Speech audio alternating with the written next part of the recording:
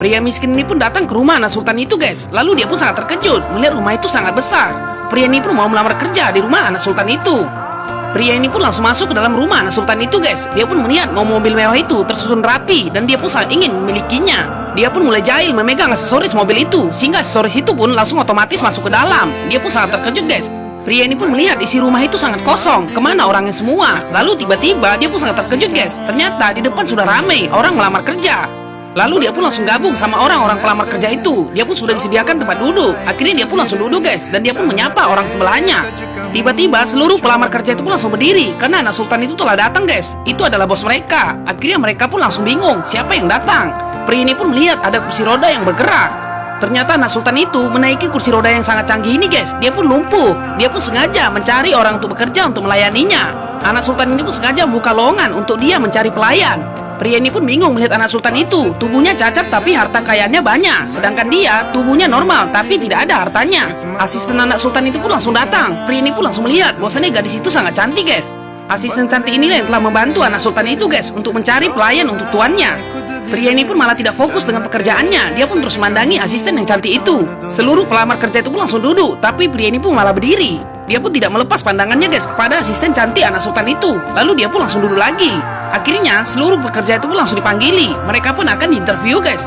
Anak sultan ini pun langsung mendengarkan apa jawaban dari semua calon pekerja itu, guys. Lalu mereka pun langsung memujinya. Anak sultan ini pun tidak tertarik semua jawaban dari calon pekerja itu, karena mereka hanya mengasihaninya. Dia pun tidak ingin ada orang yang mengasihaninya, guys. Karena dia ingin mencari pelayan pribadi itu bukan hanya untuk mengasihani saja. Dia pun ingin semangat dari pelayan itu, guys. Lalu dia pun tidak dapat jawaban dari seluruh pekerja-pekerja itu.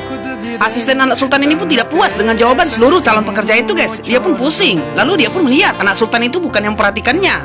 Pria miskin ini pun langsung masuk ke dalam ruangan interview itu, guys. Gayanya pun selengean. Asisten anak sultan ini pun bingung. Penampilan pria itu beda dari yang lain. Dia pun seperti preman saja. Lalu dia pun duduk dengan gaya selengeannya, guys. Asisten cantik ini pun mengatakan, apa tujuanmu ingin bekerja di sini? Lalu dia pun langsung menjawab, guys, aku ingin bekerja di sini hanya ingin melihat kecantikanmu. Lalu asisten ini pun langsung jengkel, guys.